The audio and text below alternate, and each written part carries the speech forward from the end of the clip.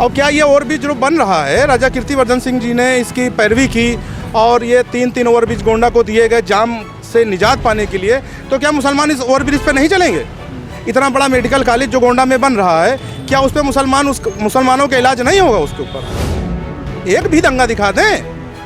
मुजफ्फरनगर में 22 दिन दंगा चलता रहा भैया, डांस देखते रहे। समाजवादी पार्टी की सरकार थी तो लगातार हर त्यौहार पे दंगे हुआ करते थे, चाहे वो मुहर्रम हो, चाहे वो दुर्गा पूजा हो। क्योंकि समाजवादी पार्टी की सरकार ही मौजूद थी, उन्हीं के नेता और कुछ दलाल वो हमेशा दंगा कराया करते थे। लेकिन अब कोई दंगा करके दिखा दे, माफियाओं की पैंट गीली हो जाती है अब दंगा करने में। संविधान नहीं खतरे में है, इनकी राजनीति खतरे में है। ये मोदी जी की योजनाएं थी और राजा कीर्तिवर्धन सिंह जब जीत के जाते हैं संसद पे तो हम लोगों को ऐसी योजनाएं प्राप्त होती हैं। लोकसभा क्षेत्र गोंडा के विधानसभा क्षेत्र गोंडा सदर में हम इस समय मौजूद हैं। पूरे स्व बख्तौर मेरे ठीक दाहिने हैं, आप देख सकते हैं, और यह झंझरी ब्लॉक तिराहा कहा जाता है। यहाँ पर कुछ लोग हमारे साथ मौजूद हैं, इनसे हम चुनावी चर्चा करते हैं, सीधे इन्हीं से जुड़ते हैं। सबसे पहले तो भैया हम आप ही से बातचीत कर लें, आपका परिचय जान लें, क्या नाम है आपका? शौकत अली नाम हमारा भैया। शौकत भाई, आप इस चुनाव में क्या कुछ मुद्दा रहेगा? चुनाव में मुद्दा तो रहेगा, जितना भी मोदी जी के योजनाएं आई हैं वो तो हम सब मुसलमानों को मिल ही रही हैं। जैसे उज्ज्वला योजना आई है और आयुष्मान कार्ड बना है और लखपति दीदी योजना है। गांव-गांव में जो महिलाएं जो बेचारी कुछ नहीं करती थीं, उनके लिए मोदी जी ने उन लोगों को 1-1 लाख रुपया दिया है और वो अचार बनाती हैं, अगरबत्ती बनाती हैं, ऐसे तमाम चीज़ें बनाती हैं। और वो चीज़ों के लिए वो कहाँ बेचती हैं? तो मोदी जी ने जो मॉल खुले हुए हैं उन मॉल वालों को इंस्ट्रक्शन दे रखा है कि इन गरीबों से उनका माल खरीदा जाए। तो उनको ये फ़ायदा हो गया कि हमें माल बना के अब कहीं ले नहीं जाना है, ये मॉल वाले ही खरीद लेंगे हमसे। आप तो अल्पसंख्यक हैं, अल्पसंख्यकों के लिए मोदी जी ने क्या कुछ कर दिया है? अब अल्पसंख्यकों के लिए जो योजनाएं चले अल्पसंख्यकों को भी मिली। जैसे उज्ज्वला योजना उन्होंने निकाला तो अल्पसंख्यक को भी मिला, उन्होंने भेदभाव नहीं किया। उन्होंने जैसे पीएम आवास योजना चलाई तो पीएम आवास योजना में 71 लाख मकान मुसलमानों को भी दिए गए। उन्होंने जितने भी जैसे शौचालय चलाए तो शौचालय मुसलमानों को भी मिले। और क्या ये ओवरब्रिज जो बन रहा है, राजा कीर्तिवर्धन सिंह जी ने इसकी पैरवी की और ये तीन ओवरब्रिज गोंडा को दिए गए जाम से निजात पाने के लिए, तो क्या मुसलमान इस ओवरब्रिज पे नहीं चलेंगे? इतना बड़ा मेडिकल कॉलेज जो गोंडा में बन रहा है, क्या उस पर मुसलमानों का इलाज नहीं होगा उसके ऊपर? तो इसमें अल्पसंख्यक का कोई मुद्दा ही नहीं है। जो योजनाएं सरकार चला रही है, मोदी जी चला रहे हैं, उसमें ये थोड़ी ना देख के चला रहे हैं कि हिंदू को देना मुसलमान को ना देना। तो उसमें भरपूर मुसलमान फ़ायदा उठा रहे हैं। अखिलेश जी कह रहे हैं, राहुल गांधी जी कह रहे हैं कि सेना में भर्ती अग्निवीर ख़त्म कर देंगे अगर हमारी सरकार आती है तो।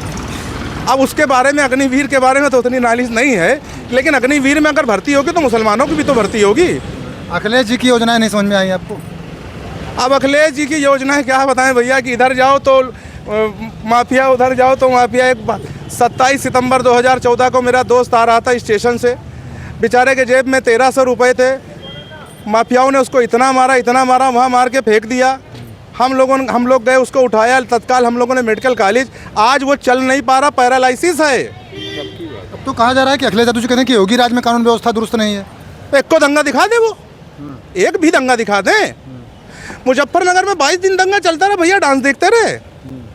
एक दंगा दिखा दीजिए। किसकी सरकार में दंगा हुआ था मुजफ्फरनगर में? अब वो तो 2014 में किसकी सरकार थी वो तो आप भी जानते हैं ना भैया कि उत्तर प्रदेश में 2014 में किसकी सरकार थी। अब कोई दंगा करके दिखा दे, माफियाओं की पैंट गीली हो जाती है अब दंगा करने में। कहाँ है माफिया? अब कोई बता दे। अब एक चीज़ दूसरे, एक विकास की बात देख ली, आप यहीं झंझरी ब्लॉक पे खड़े हैं, ये रोड पूरी जाती है, महिला इस पे चल पाती थी? इतना अंधेरा होता था, लाइटें किसके द्वारा लगाई गई? आप ये देख लीजिए, बिजली विभाग वाले रास्ते पे आज तक किसी को दिखा कि हाँ अंधेरा है? मुस्लिम भी चलता है, पूरा कपूरगा घुसियाना उसी रास्ते से रात में आता जाता था। एक भी लाइटें अगर बिजली विभाग से लेकर लखनऊ रोड तक लगी होगी तो आप बता दीजिए। एक भी लाइटें अगर मुर्गी फार्म चौराहा अम्बेडकर चौराहे से लेके अगोंडा कचेरी स्टेशन तक हो तो बता दीजिए किसने लाइट लगवाई? भारतीय जनता पार्टी के सरकार। अखिलेश जी पीडीए के सहारे जो चुनाव में आ गए हैं, पिछड़ा दलित अल्पसंख्यक, आप अल्पसंख्यक हैं, आप तो मोदी जी की तारीफ कर रहे हैं। भैया भूखा पेट भजन न गोपाला, ले लो अपन कंठी माला। आदमी यहाँ गरीब है। अब एक चीज मैं इस आदमी को दिखाता हूँ, जरा सा आइए इधर। ये हमारे अहमद भाई हैं और ये 5 साल लगातार परेशान रहे, कोई इनकी मदद करने नहीं आया। इनकी औरत का इलाज इतना ज़्यादा, जितना भी ये पैसा कमाते थे शाम को वो दवा में खर्च कर देते थे। मैंने मेहनत करके दिखाइए जरा सा भाई साहब, आप अपने इनका मैंने आयुष्मान कार्ड बनवाया मोदी जी की योजना से, ये देख लीजिए। डॉक्टर सादिर साहब के नर्सिंग होम में इनकी औरत का फ्री ऑपरेशन का इलाज हुआ है। क्या दादा हुआ है? हाँ जी हुआ है। क्या नाम है आपका? मोहम्मद अहमद। हाँ। अब कल की डेट में मैं इनकी औरत का ऑपरेशन जो आंख खुलवाने जा रहा हूँ, इसी कार्ड के दम पे कोई था भैया जो हमारी मदद कर सकता? ये मोदी जी की योजनाएं थी। और राजा कीर्तिवर्धन सिंह जब जीत के जाते हैं संसद पे तो हम लोगों को ऐसी योजनाएं प्राप्त होती हैं। सड़कों का जाल किसने बीना? राजा कीर्तिवर्धन सिंह ने बीना। श्रेया जी कह रहे हैं कि उनके बाबा जी के टाइम का काम है। बाबा जी की योजना हम आपको दिखाते हैं, 9 या कुछ ऐसे करके लास्ट में जब 2014 बचा था तो एक 2500 रुपये का पत्थर उन्होंने बनवा लिया। जब चुनाव का 2-4 महीना बचा था तब कोयली जंगल में उद्घाटन कर दिया। अरे जब उद्घाटन ही करना था आपको तो 2009 में आप जीते थे, 2010 से उद्घाटन कर देते, 4 साल में आपकी फैक्ट्री बनके तैयार हो जाती। 1951 में जब चुनाव हुआ, 1951 से लेकर 2009 तक गोंडा का ये सौभाग्य प्राप्त हुआ कि पहली बार भारत का कैबिनेट मंत्री गोंडा को मिला। और कैबिनेट मंत्री बनने के बाद लखनऊ और गोंडा सड़क वैसी की वैसी पड़ी रह गई। गोंडा उतरौला वैसे के वैसे पड़ा रह गया। गोंडा बलरामपुर में तो पोजीशन ये थी कि लोगों ने धान बोना शुरू कर दिया था स्टेशन नूरामल मंदिर के पास। क्या सड़कें बनवाई उन्होंने बता दिए, कौन सा विकास कर दिया।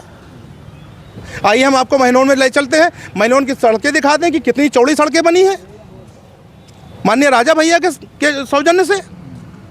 कौन सी योजनाएं आप हमसे जानना चाहते हैं? भैया आपका क्या नाम है? मेरा नाम है सैयद काशिफ। हाँ। काशिफ भाई, इन चुनाव में क्या लगता है कौन आगे जा रहा है? किसकी योजनाएं अच्छी हैं या किसके जो कुछ मैनिफेस्टो है उसका अच्छा है? देखिए, बात करने का कोई सीमा ही नहीं है। भारतीय जनता पार्टी एक तरफा जीतने जा रही है, और ख़ासकर हमारे गोंडा लोकसभा से।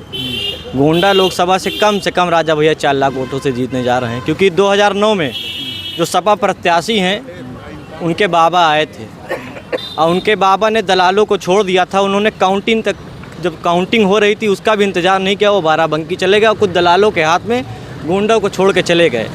जब 2014 का चुनाव आने वाला तो 13 फैक्ट्रियों का शिलान्यास करके किसानों की ज़मीन लेके इस्पात मंत्रालय ने इसे ख़त्म कर दिया। ना उसमें एक पत्थर रखा गया, सिर्फ और सिर्फ समाजवादी पार्टी की जो सरकार है वो ढकोसलेबाजी और एक भ्रम पैदा कर दिया था उन्होंने कि मुसलमानों को के लिए कि अगर वो भारतीय जनता पार्टी की सरकार आएगी तो मुसलमानों को मारेगी।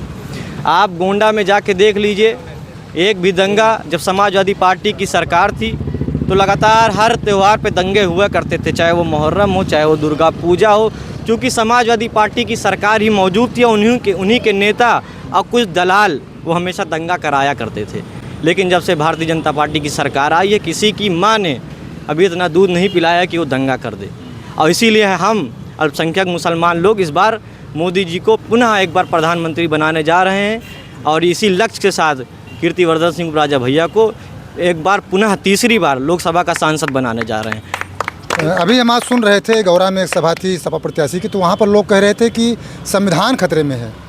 चूँकि संविधान नहीं खतरे में है, इनकी राजनीति खतरे में है। संविधान कैसे खतरे में हो जाएगा? संविधान से ही भारतीय जनता पार्टी चल रही है। आज आप देख लीजिए, चाहे जो भी वर्ग हो, चाहे मुस्लिम हो, जिस वर्ग पे वो नाम पे चुनाव लड़ने आई थी, क्या समाजवादी पार्टी के पास कोई बर्मा प्रत्याशी गोंडा में नहीं था? वो घाघरा पार प्रत्याशी लेके आए हैं कि आए वो जीते और भाग जाए कुछ दलालों के हाथ में पार्टी देके। उनकी यही योजना है। मुजफ्फरनगर दंगा हो रहा था और अखिलेश यादव सिपाही में नाच देख रहे थे। अगर वो इतने बड़े मुसलमानों के हितैषी थे तो उनको दंगा रुकवाना चाहिए था, क्योंकि उन्होंने खुद दंगा करवाया था। उन्होंने हमेशा मुसलमानों को बांटना शुरू किया है। अगर वो इतने मुसलमान के हितैषी से तो गोंडा की 7 विधानसभा सीटों में मुसलमानों को एक भी टिकट नहीं दिया, 4 लोकसभा सीटों में भी मुसलमानों को टिकट नहीं दिया। मुसलमानों को स्टेज से धक्का दे देते हैं अखिलेश यादव और नाम लेना नहीं गवारा करते हैं। लेकिन मोदी जी हैं। अखिलेश यादव की एक ये समझ लीजिए, ये दुर्भाग्यपूर्ण है कि अखिलेश यादव ऐसा कोई नेता है जो अपने बुजुर्गों से पैर छूने कहता है। और मोदी जी को आप जाके देख लीजिए, जब भारत रत्न का अवार्ड किसी को भी मिलता है तो मोदी जी आगे बढ़ के खड़े हो जाते हैं, किसी को पैर नहीं छूने देते हैं। ये हमारा सौभाग्य है कि इस देश को नरेंद्र मोदी ऐसा प्रधानमंत्री मिला है। जी भैया, क्या करें?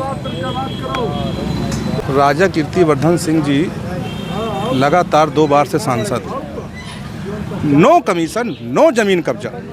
कोई एक इल्ज़ामात अगर उनके ऊपर कोई लगा के दिखा दे तो हम बताइए, किसी भी। 22 दिन मुजफ्फरनगर का दंगा चलता रहा, भैया डांस देख रहे थे। जब एक पत्रकार की हत्या हो जाती है तब सेंट्रल से पैरामिलिट्री फोर्स आती है, तब लोग जान पाते हैं कि मुजफ्फरनगर में दंगा हो रहा था। तब तक भैया कहाँ थे? आज अल्पसंख्यक याद आता है।